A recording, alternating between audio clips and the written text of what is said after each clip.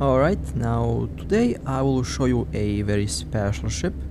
This is the Enforcer, a Concord Covertops cruiser.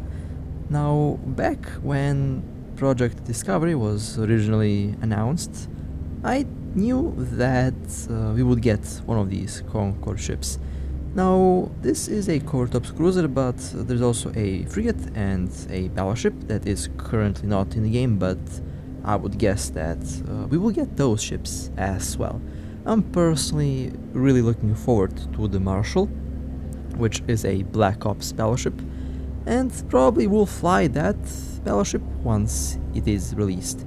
Now, the Enforcer does look very unique, definitely one of the better looking ships in the game. And well, let's go to the ship stats, to the ship info. As you will see, this is going to be a very lengthy list because these ships are very unique. Now, the roll bonus can give the ship a sign-off field and it can fit Covertops cocking devices. Advanced micro-updrive operation bonus will give the ship minus 10% warp drive signature radius penalty plus 10% warp speed. So definitely a decent micro-object performance out of the Enforcer. Advanced electronic warfare bonus per level will give you plus 5% slice with optimal range and minus 4% signature radius, which is so far really nice. Advanced medium laser operation bonus will give you plus 8.5% medium laser damage, plus 10% medium laser optimal range, which is again still very nice. Advanced medium missile operation bonus will give you plus 8.5% medium missile torpedo damage, plus 5% medium missile torpedo flight time. Advanced medium railgun will give you plus 75% medium railgun damage, plus 7.5% medium railgun tracking speed. And the last one, advanced, oh, it's not the last one, advanced medium cannon operation bonus, plus 7.5% medium cannon damage, plus 10% medium cannon accuracy fall-off.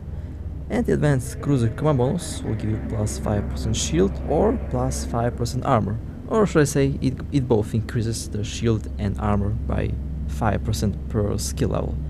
This has to be the longest trait description in the game, and well, this is definitely one very unique faction cruiser. Attributes and fitting: the ship has no drones for high slots, 3 medium slots for low slots, 3 combat and 3 engineering rigs. 12,509 is the overall defense. The ship can be a shield or armor tank. Never do both a shield and armor tank at the same time. Pick either shield or armor. This little ship can actually do both.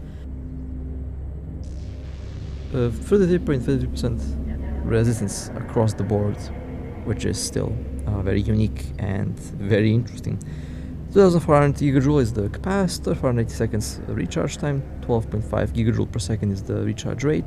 It can lock 6 targets, 120 meters is the signature radius, 360 is the scan resolution, 16 is the sensor strength, flight velocity 240 meters per second, warp speed 3 astronomical units per second. Now this ship is fast, although I don't really expect it to be, you know, super quick, but it's definitely not a slow ship. So that was a very lengthy introduction to the ship. Now let me show you the build, and this is where things get interesting with the Enforcer.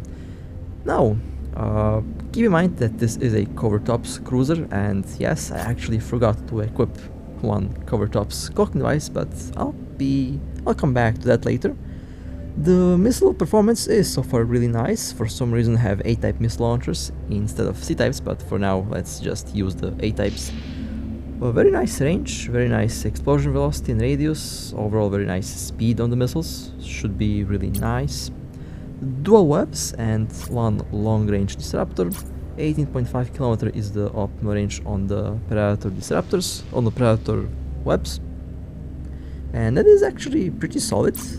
Outperforms most of the ship's web range, and 30 kilometers is on the 30 kilometer range on the Predator disruptor. I have one micro drive, one medium capacitor battery, one adaptive field, and one large shield booster. Now this is a Covertops, so we will have to sacrifice one of these modules for a cocking device. As for the rigs, I have classic tier 3 missile rigs for the combat rigs, basically maximum DPS, and I have increased the explosion velocity a little bit, dual auxiliary thrusters and one auxiliary power grid router in the engineering rig section. That should increase the speed of the ship by a little bit, and overall it should allow me to equip a lot more large modules. Now the defense, 27,708, and well, as we can see, it's not looking that good. The ship has very little hull, but it has a lot of shield and armor, although don't expect a good tank out of this ship. 49 seconds is the capacitor, 432 meters per second is the ship's velocity. Now, for missiles, I prefer to use the warhead charge implant, and honestly I really like the missile implants. You can pick the damage type that you want to do. Basically you can pick ammunition in a way, and that can improve the damage output on the targets quite a bit. Although no passive damage increase, still 610.40 DPS on the Enforcer.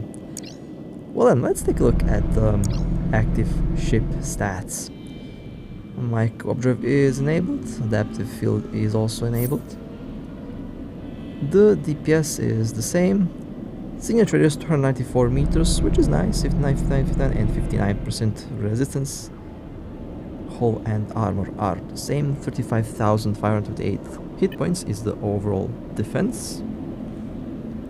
2.3 kilometers per second is the mic observe speed, which is honestly not as fast as I personally have expected.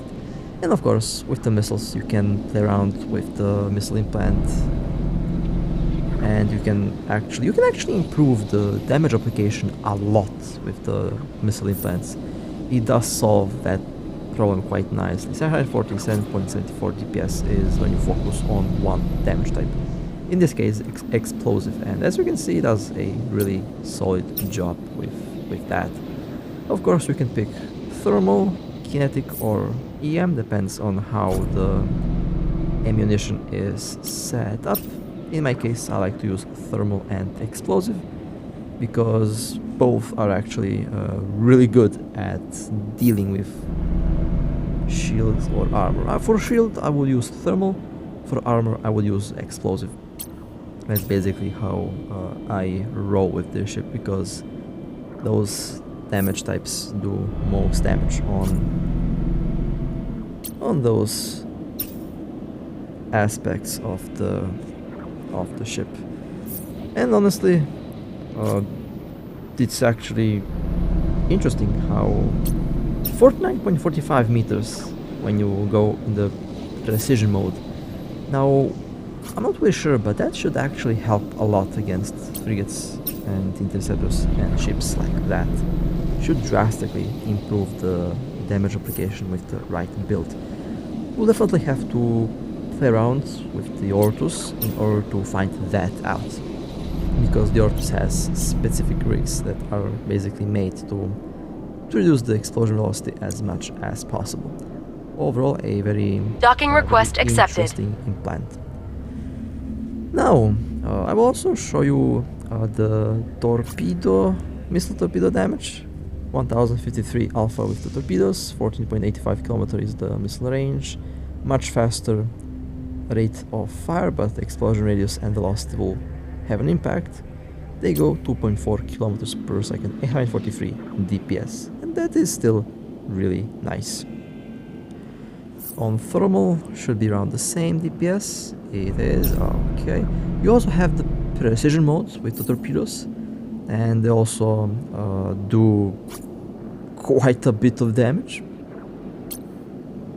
especially against cruisers and ships above that. Now let's go to the turrets. I have changed the rigs into cannon rigs in order to maximize the DPS output. 20.12, 3.12 km is the optimal. Tracking speed 63.43, reload 10 seconds, 4.07 seconds is the activation time.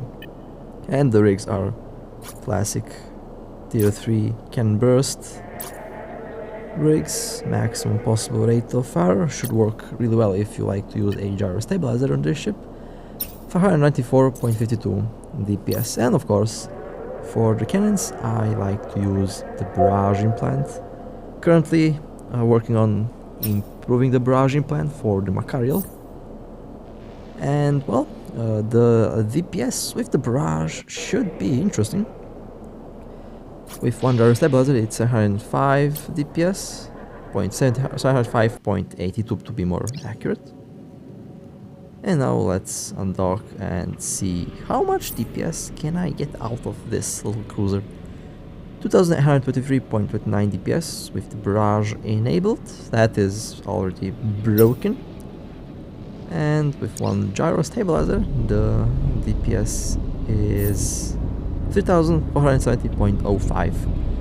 You know, you can actually use this ship without the Covert module without a problem. It actually could work really well as a combat ship, although if you like to run around solo then a clocking device is definitely going to be very important. There is basically a lot of different builds that you can use on this ship. After all, it does have only 4 low slot modules, and I think that's basically one of the greatest downsides for this little ship. With dual gyro stabilizers, 111.92 DPS. And now let's take a look at the Barrage DPS. 3247.68 DPS. Okay, that's interesting. That's very interesting. Activation time 0.91 seconds. That's a lot. That's machine gun level right there. With one, almost 4000 DPS, and with the second gyro stabilizer the DPS is 4755.73. Okay, that's interesting. That is almost equaling the DPS on the Macarial Colt, of course. You can replace the large shield booster with a clocking device, but this will mean that you will have absolutely no tank. So that means you have to kill the target before the target even attempts to lock you on. Although you should survive for a couple seconds, which should be enough to shoot down most targets. You can also do a build like this with a large shield extender and one adaptive invulnerability field, but you'll have to fit a afterburner because you will not have enough power grid for the micro drive. 20,000 shield, now that's a lot of shield, and this is also the power grid almost filled up. I only have like 7 power grid to spare. 46,000 hit points, and this is the build that I would personally use. A passive shield tank with the cloaking device can last long enough until the target is destroyed, or it can actually allow you to survive one engagement, and if you have to warp out you can easily warp out. 2,300 DPS with the Barrage plan, 65,918 hit points with the adaptive field on, and when you click on the extender you can see how much shield you get. Of course it will eat a big portion of your capacitor. The capacitor lasts 5 minutes and 7 seconds with a build like this. Now for a build like this that's built with the afterburner, you can easily use a scrambler or dual scramblers and one web. Basically that's how you're able to hold most targets, and so far I think I really like this current combination on this faction cruiser. Now, I also attempted to use blasters, however I ran out of power grid for it, so I will have to change the build. Can only fit 3, but no power grid for the 4th medium blaster. Only 20.20 left, but I need 89.10. I also attempted to go and swap the long range Reliance, but now I have only power grid for 2 of them, so we'll have to change the the low slots on the ship quite a bit in order to compensate for the lack of power grid. So I have a large shield booster and one adaptive invisibility field, an afterburner, and now I can easily fit all the necessary modules. Even an afterburner can be fitted now, okay. And I can also fit one capacitor battery to help with the capacitor a little bit, because the blasters are energy weapons and they do use quite a bit of capacitor. 401.99 DPS. Now I will have to go and change the rigs in order to improve the DPS, because currently this DPS output is actually quite low. But the stats on the railguns look really nice. The railguns only get the tracking bonus, no range bonus, which is interesting. Now for the implants, you can use the high power coil or the thermal circulation. I personally like to use the high power coil in this ship. And with blasters it's 543.98 DPS. Again, we'll have to change the rigs and I will do that in a moment. 104 tracking, 7.49 accuracy fall-off, optimal 5.62. Activation cost 4.2, activation time 4.5 seconds. It's actually, you know, not that bad. It's actually really good. The extra tracking definitely will help a lot in close range combat. Okay, now let me go and swap the thermal circulation. Okay. The DPS is 751.06 with the blasters. I did change the rigs and that did improve the DPS a little bit. Now again, like I did say so far in every of these ship guide videos or build fitting videos, all the implants that you can see here will be nerfed, and with time they will be nerfed. So the future stats of the implants might be drastically changed. Okay, now let's quickly charge up this implant and let me show you what's the DPS going to be like on this. Alright, sorry for the weird cut, I failed to tackle a Dominic's, it happens. So, let's take a look at how much DPS I can push on this ship. 1502.13 with the blasters. Okay, this is with the... I think this is the thermal circulation implant, and yeah, they sure can deliver a lot of DPS. And of course, when the cooldown kicks in, the DPS will follow, but we'll get a lot of thermal damage. Well then, let's dock and let me quickly change the implant. The high power coil is definitely the implant that I like to use more for the blasters because of the sustained DPS that it does deliver. Let me activate the implant and let me undock. Okay, let's test it. Let's test it out now. Okay, implant is active. Let's take a look at the DPS. 1239.26. That is really solid, and that will last as long as the implant has enough energy. And well, let's go with lasers. Now the lasers on this ship actually look really solid. Optimal range with 4.57 kilometers, which is actually the range for the beam lasers in most normal ships that use lasers. But the capacitor will definitely take a big impact. And of course I have changed the rigs into laser burst router rigs to improve the DPS.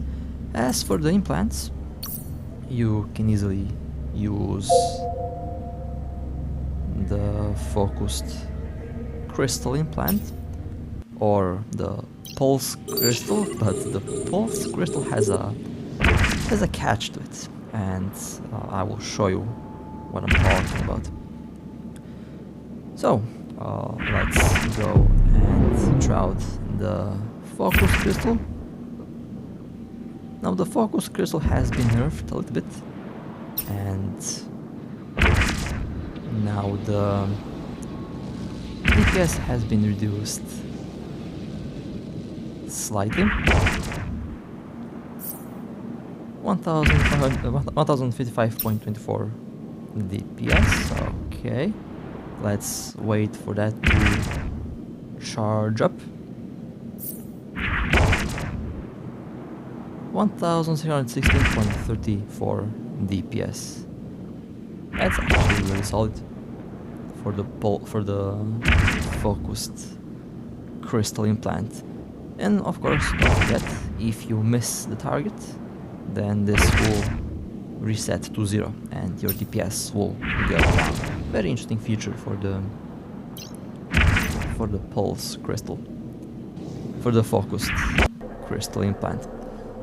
Now I tried to use the beam ladders on the ship, but unfortunately it does not have enough power width, so was not able to make the beam ladders work without changing the engineering rigs. But the optimal range, 42.9 kilometers, that's actually really good, and I don't know any other ship that has such nice range. I think the tier 8 battlecruiser Harbinger has a range like this, but on a cruiser I don't think that we have something like this. 42.9 kilometer is really nice. Okay, now let me show you what I was talking about for using the pulse crystal.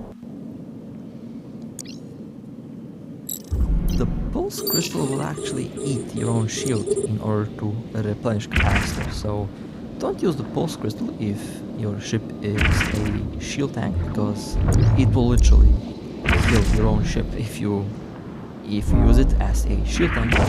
It actually might work really well if the ship is a armor tank. However, you would want to save as much hit points as possible for this ship, because after all, you don't have a good tank to begin with on the Enforcer. Every percentage is important, every hit point is important, so the pulse crystal might not be the best option on the Enforcer, especially if you consider the fact that it will kill your own shield as well as your own capacitor, because you have to replenish the shield. If you're an armor tank, perhaps it could work, but it's still, I wouldn't recommend to use this implant on this ship. It feels a little bit odd, and it does not feel natural at all. Capacitor running low. This ship has a lot of other problems that could probably be solved if we get the actual non-prototype version of the Enforcer, but since this is a prototype after all, then the ship will have a lot of problems like this. Now, you could technically make a full-on tank build, and you can technically slap big integrations on this little ship, but it's not really worth it, and I just realized I forgot to use explosive resistance. But if I used all 4 resistance rigs, then I would have 65% cold on all damage types. And let's take a look at the active stats. Would be 79% on all damage types. I have the hull on explosive because I forgot to add the explosive rig. That's a little mistake I did while making the integration, but it's okay. 79% across the board is actually nice, but quite expensive for a ship like this. Perhaps for the actual Enforcer that would be really nice, but on the prototype it's not really worth it. Now, the build that I personally like to use on this ship is the build with the normal missile launchers. Basically, this ship is a combination between the Ortus and Stratius. Basically a cloaky Ortus with a lot of other problems that the Ortus doesn't have. But that will be solved probably when we get the actual enforcer that has 5, 4 and 5 slot layout. And let me go and take the missile implant. Okay, and well, I think it's time to have some fun with the enforcer. Let's actually see how this little ship performs. So, how does this ship perform? Well, let's find out. Now, the optimal range on this little ship is around 46 kilometers. Missiles I will orbit at 37 kilometers. And also a nice opportunity to show you how the missile implant can improve the damage application. Now, I usually go and clear the small ships first, and then I go towards the big ships. Under attack. So I will focus the bomber first, and then I will focus at the cruiser, then battlecruiser, and at the end I will focus the battleship. Now, you can see how much damage I do to the ships. I use explosive missiles. However, against shields, you can easily use thermal. For shields, you can use thermal and EM. For armor, kinetic or explosive. Basically, the shield doesn't have good resistance against EM or thermal, while armor doesn't have good resistance against explosive or kinetic. If you combine that, you can get some really nice off hits on your targets, and can also be really nice for PvP. Now, one module that can easily defeat the purpose, it can easily counter the missile implants and the focused damage type, is the reactive shield hardener or the adaptive armor hardener. My apologies, the reactive armor hardener or the reactive shield hardener. Basically the yellow module.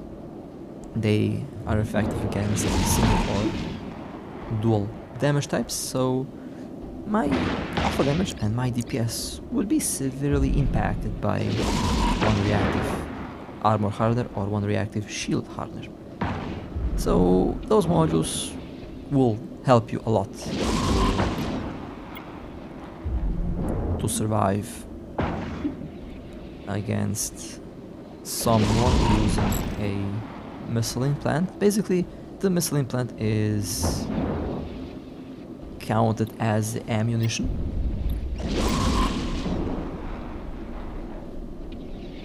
And in that aspect, I really do like that implant. The Barrage implant is not that good for missions, as you have to wait a long time for it to recharge. But the missile implant has a pretty good application in missions, so you can easily use it. The other missile implant is also pretty nice, but it has a better use for PvP, while this implant is overall good for both PvP and for missions. Now, the precision missiles will reduce your DPS, but the precision missiles will also drastically improve the damage application on your target. So against small targets like cruisers, destroyers, interceptors and other frigates, the missile implant with the precision mode is very useful, especially if you combine it with a missile guidance computer. That will drastically improve the damage application on those small ships, to the point where you can easily one-shot a interceptor. If you have a ship with missiles built for DPS with a bunch of missile guidance computers and with ballistic controls, then you would actually do a lot of damage to the smaller ships, And I know that the missile application, the missile damage application was really troublesome for a lot of ships, including the Raven and ships that are similar to that. The only ship that did not have any problems with the missile damage application was the Typhoon. The Typhoon is going to be even more lethal with this implant, and I will have to actually try the Typhoon out using the precision mode with the missile implant, because I'm pretty sure I can get some terrifying numbers out of that. Basically, I'm looking at perhaps 12 meter explosion radius on the rapid missiles, and that should wreck small ships without a problem. So the problem with the missile damage application is solved currently. However, I would still like to see some exclusive new skills for missile damage application, for missile explosion radius, and things that go alongside of that. So it's definitely a very interesting time for the game. Now, so far, the Enforcer does a really interesting job in the PvE sector.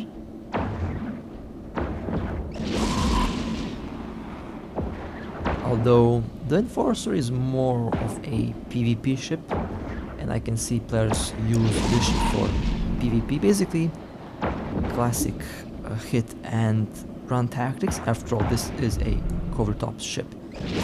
Now, if you plan to use this ship for solo PvP, then you can replace one web with a scanner.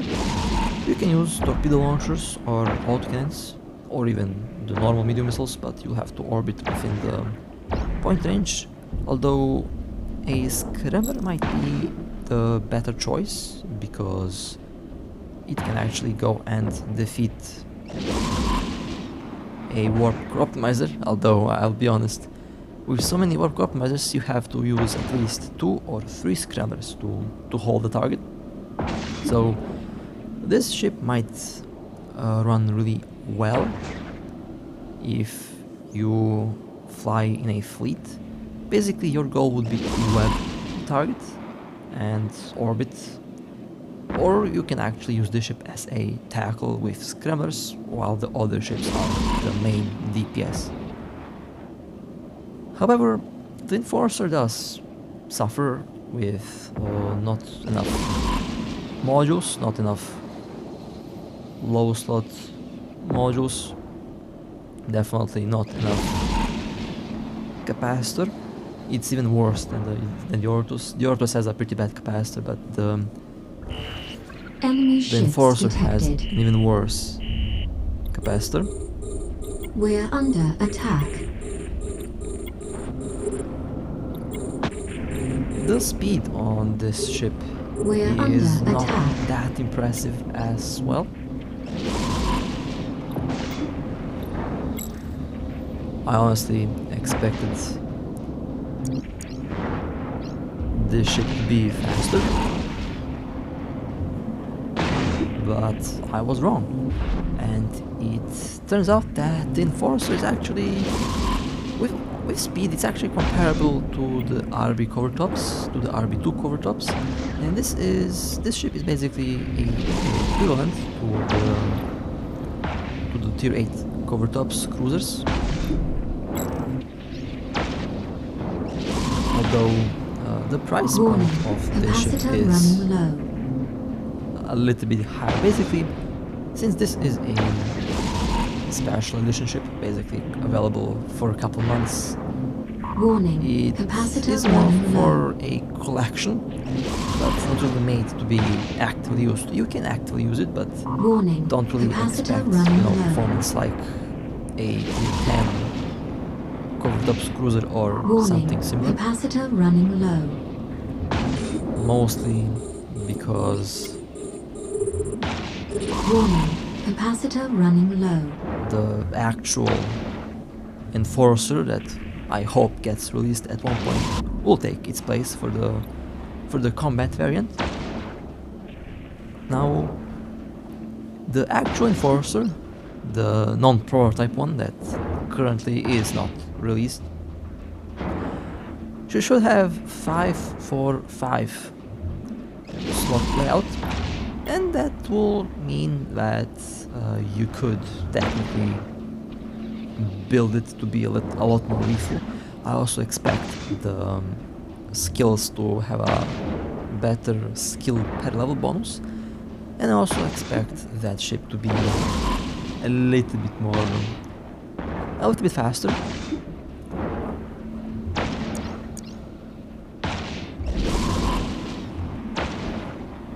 And when that ship gets released, I will definitely fly it. I actually thought to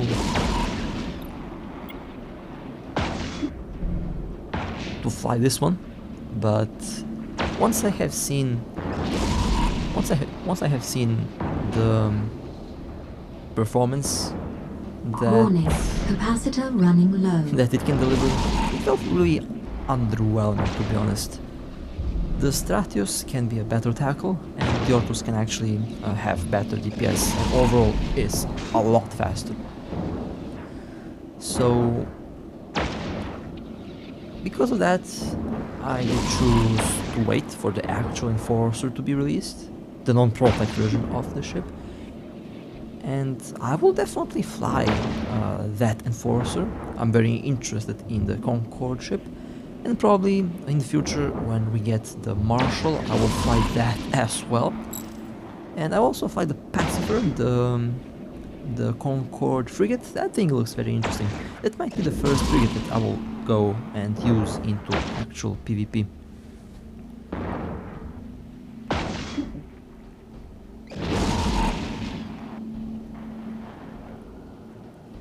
Although not really sure how well of a frigate pilot I will be, because of my bad internet. As you all know, my internet is not the best, obviously. And my apologies if I sound a little bit distracted. It's because I'm trying to catch the Dominic's too in the background while recording the video here, and the Dominic's is actually moving around, so I have to be careful not to make a wrong move. Okay, so I'm slowly finishing up with the mission. Overall, do I like the Enforcer, and how does the Enforcer feel in combat? You know, definitely a very interesting ship, has great potential, and overall the actual Enforcer should be very interesting. Could actually be one of the strongest ships, and has the potential to be very dangerous of course in the hands of the right pilot.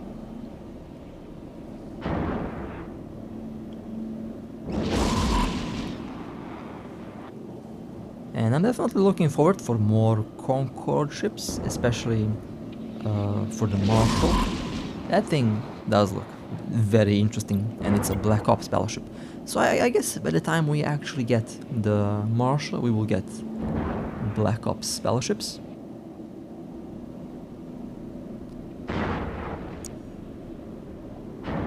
And when that happens, that should be very interesting, and it should be